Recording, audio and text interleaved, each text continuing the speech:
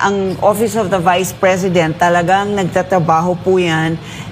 Kahit nga hindi nyo marinig, hindi nyo makita, pero we just work quietly, we just work silently kasi ang target po natin talaga na matulungan, ang pinaka-target na matulungan natin, yung mga vulnerable individuals, yung mga unserved, yung mga underserved. Nandun po tayo because for the Vice President, sila po yung pinaka-nangangailangan ng tulong.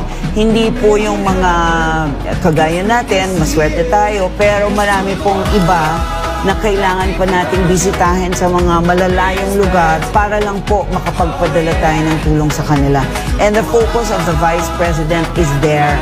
Gusto niya po na magkaroon ng pagbabago ang buhay kahit papano ng bawat isang tao, umangat ang kalidad ng pamumuhay during the time that she is the Vice President. So yun lang po, and tandaan na lang po natin ang sinasabi po palagi ni Vice President Duterte at tayo rin po sa Office of the Vice President, lahat po ng ginagawa natin is for God, for country, and for every Filipino family.